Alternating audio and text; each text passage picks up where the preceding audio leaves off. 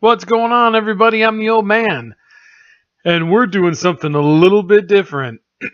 Only because I had a glitch happen. And what happened was that apparently my emulator doesn't like to. Sometimes it screws up on the PlayStation, and this has happened in a couple of videos of Castlevania where the audio just cuts out and there's no audio. So I recorded this whole last section here, no audio.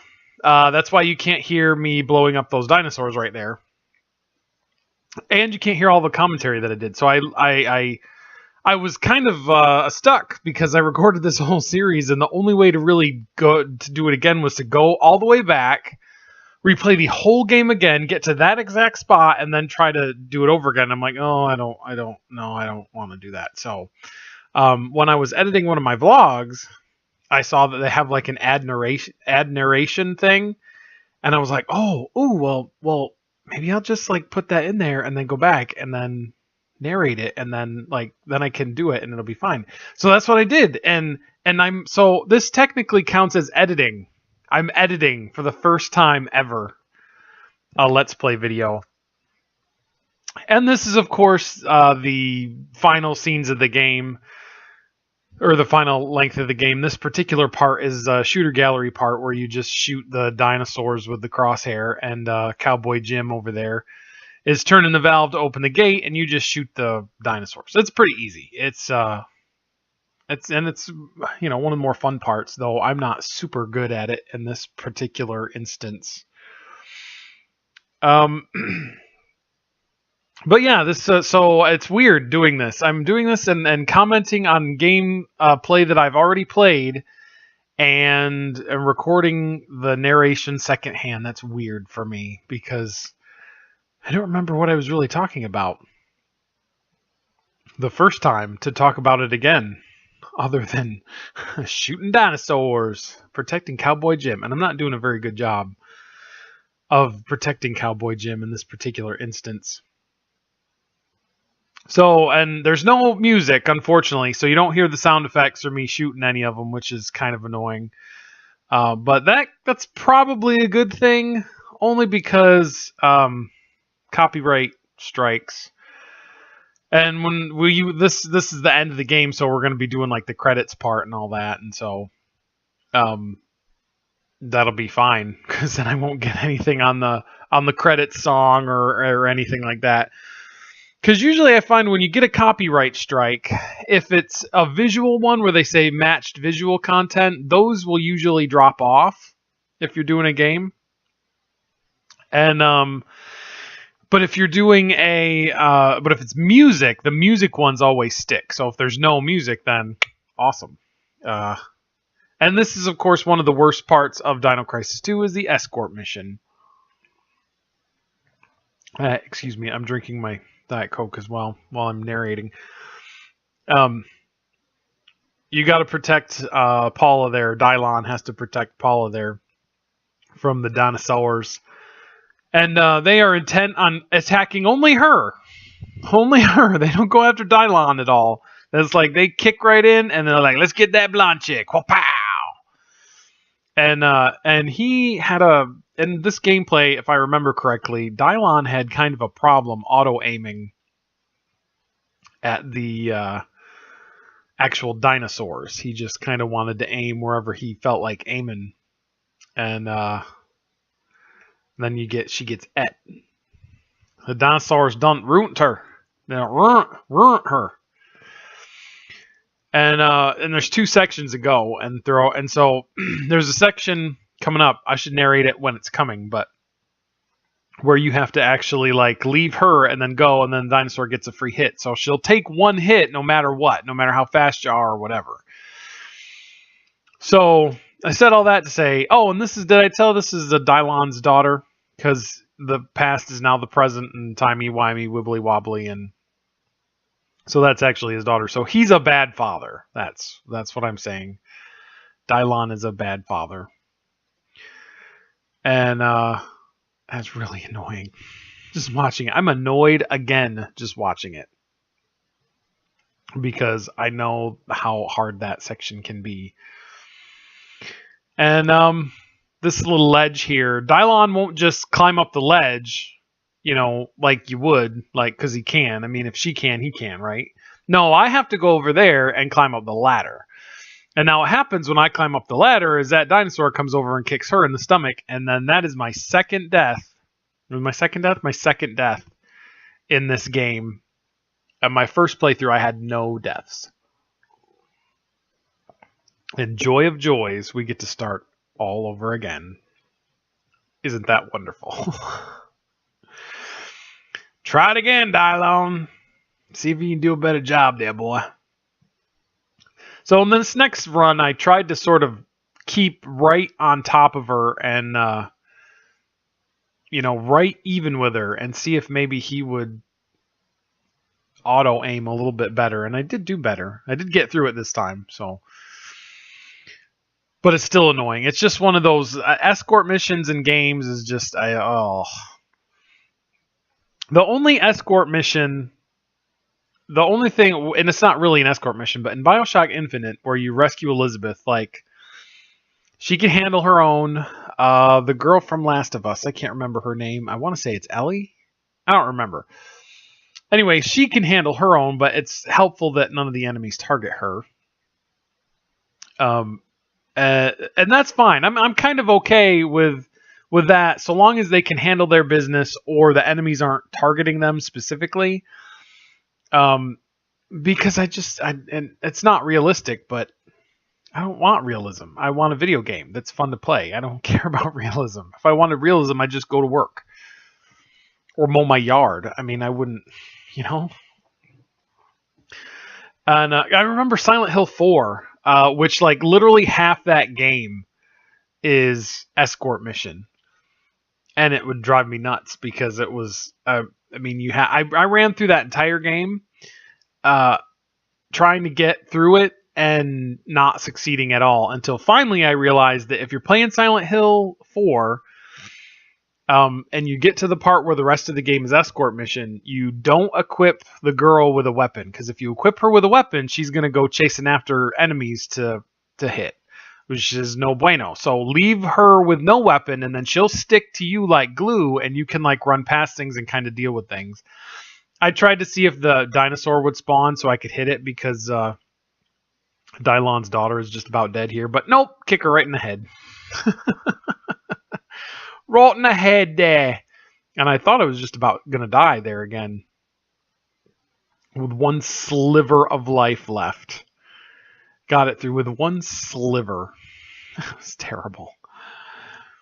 Escort missions, I don't like them. I am not a fan. Not a fan at all. And unless my failure or success is just on keeping me alive, then that's fine. But keeping the AI person alive, no, just forget that. I hate that crap. Hate that crap. Oh, get tore up. Yeah, I would think that I would be better at this because I've played it so many times, but nope. They just kind of jump out of nowhere and eat you. So editing, I'm going to have to go back and edit those Castlevania videos because I haven't posted those yet because they're like late in the series. And so it's actually kind of good. If this will work, if this works, I can go back and redo those, and then at least I won't feel so bad. And then if I ever do another PlayStation game with this emulator, I know that I can at least somewhat recover my efforts. Now, I went here and tried to activate that little tower, but I wasn't supposed to do that. I was supposed to go over to activate the thing first, then to unactivate it. Because it's very important with the adventure game pedigree that these survival horror things often have, is nothing. A lot of times you can't just go do the thing that would make the most sense. You have to go do something. Dang, Dylon. You have to do, something stupid to activate something to then shut it down again. It's really kind of dumb.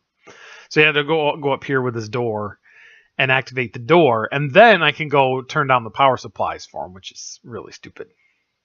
Why didn't I just shut him down in the first place? Because then I couldn't crawl through these ruins with these stupid velociraptors. But anyway, I do remember that at this section I was talking about listening to Pink Floyd because I hadn't done that in a while and I'll talk about it again here too because why not? Because I'm just hitting these switches.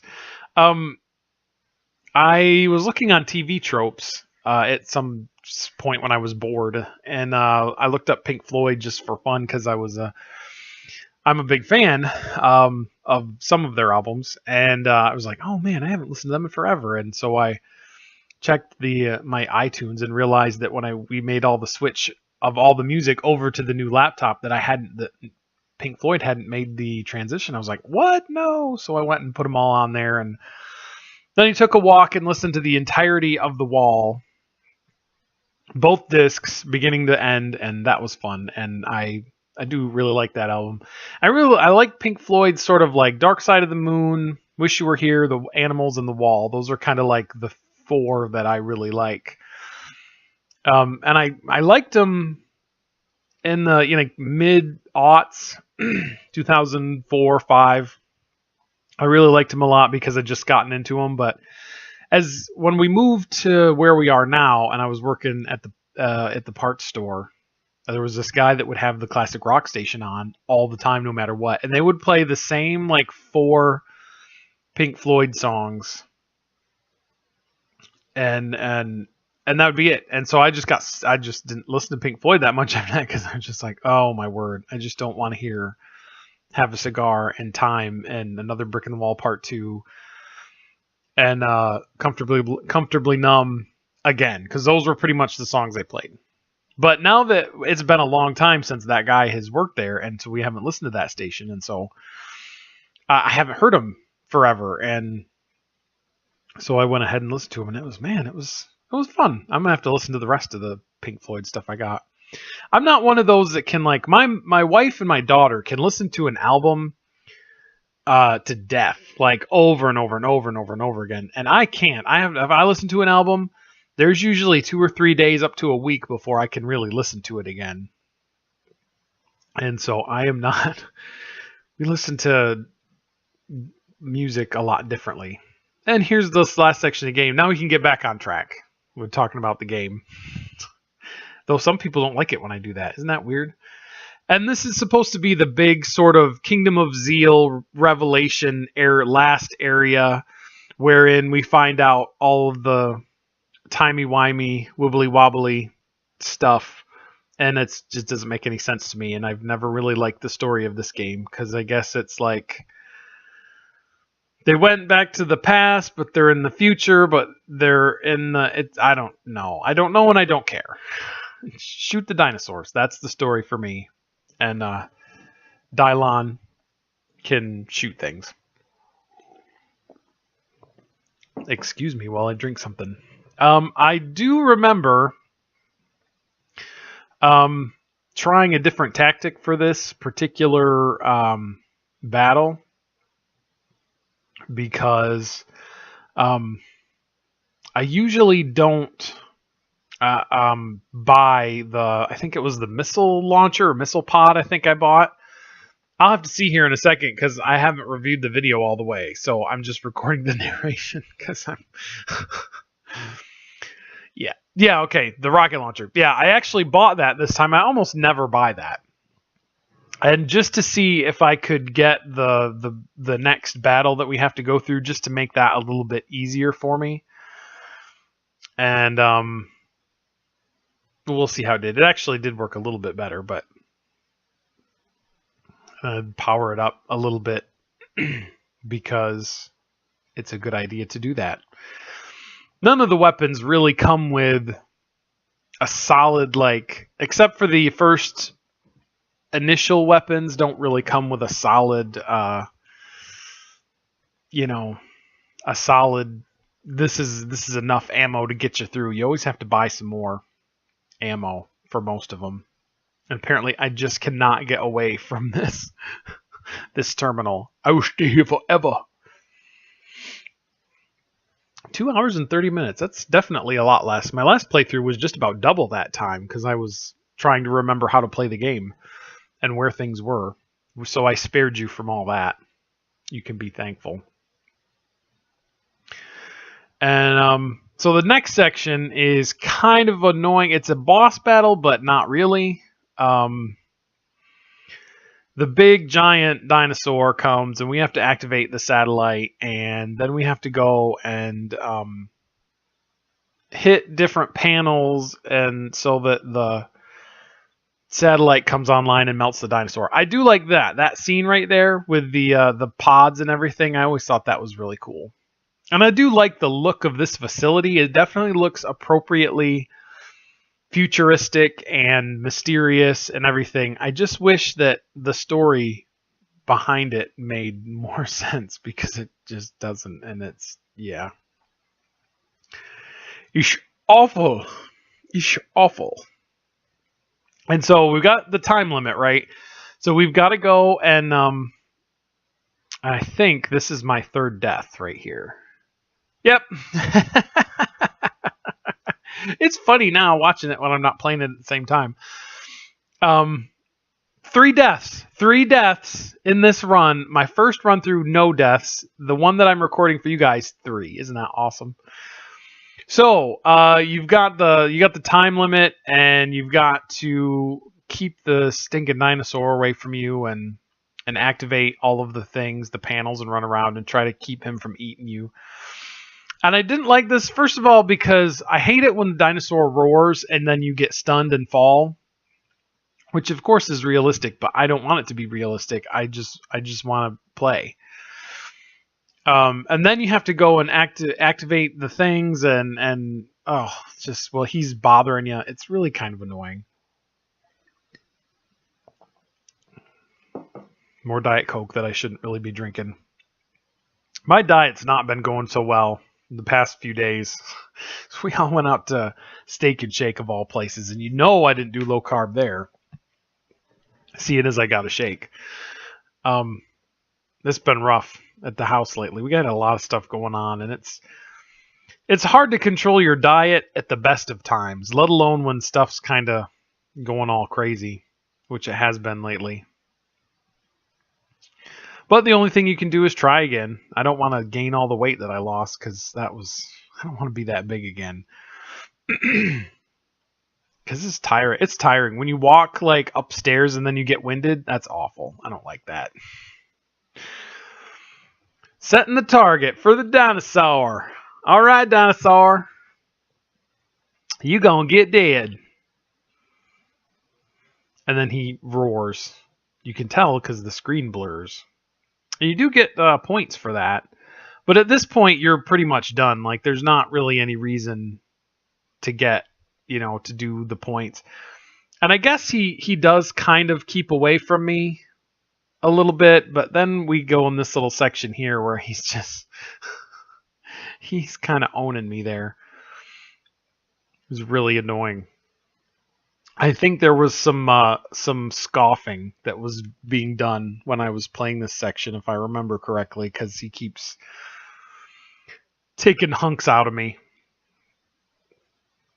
And then they're stunned for so long. Both Regina and Dylon, they're stunned forever. It seems like, and it's like, get up and fight the dinosaurs, you fools.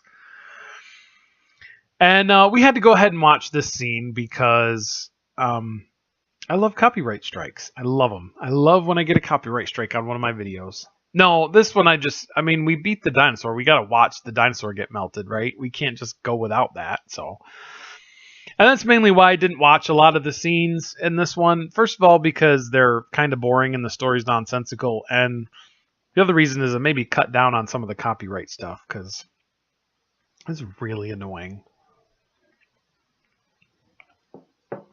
Especially when there's, the fake shell companies that want to claim something. It's like, you're not really from that company. So we activate the satellite, melt the dinosaur. It's pretty awesome. Kind of a cool, different kind of boss battle. I mean, it probably could have been better, but there wasn't a boss battle in Dino Crisis 1, I don't think, either, because the Tyrannosaurus was like the main antagonist dinosaur in that one. I do really wish we would have gotten a 3. Really wish we would have gotten a 3 that was good, because the 3 that we got was, I heard it was terrible, and it didn't have anything to do with this one. And that's it. This is the end of the game for reals. Dylon, there's his daughter that he does or doesn't know. I can't remember if he does or doesn't know it's his daughter. Excuse me. Regina just showing up out of nowhere. Hey, girl.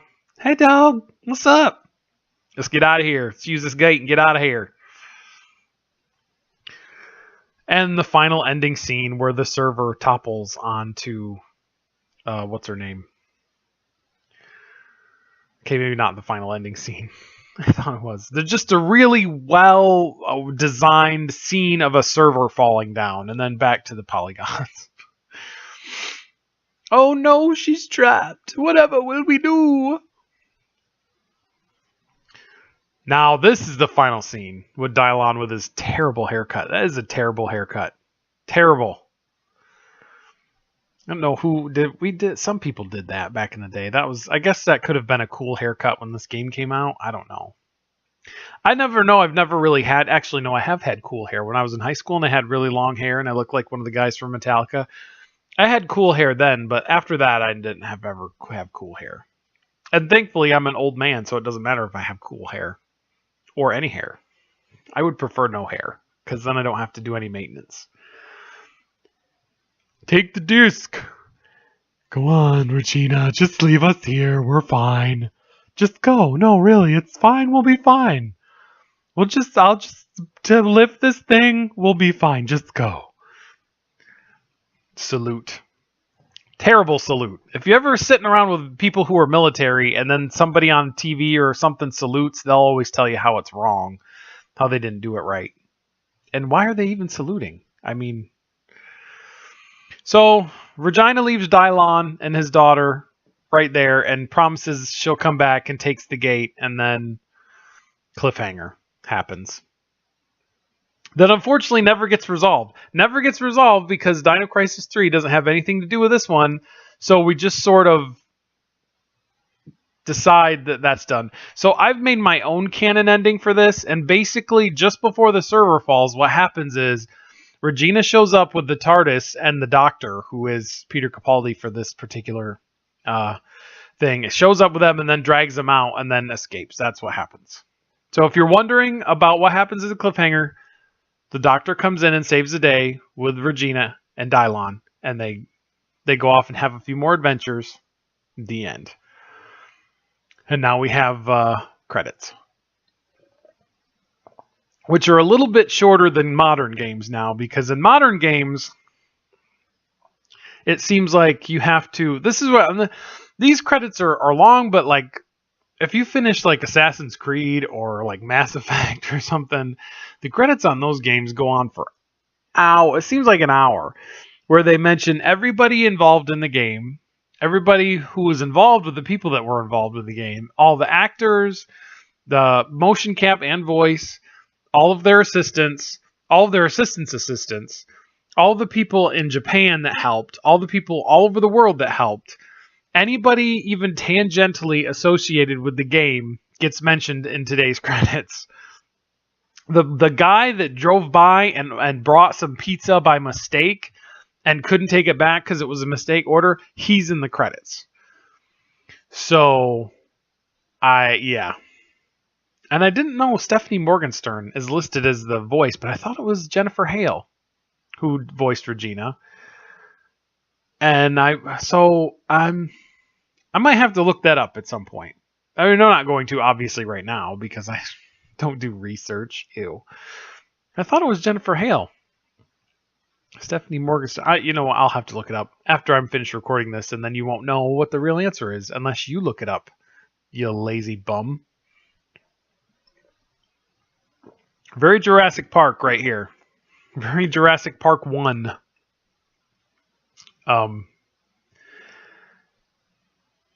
Very with the dinosaurs just sort of going off into the distance and whatnot.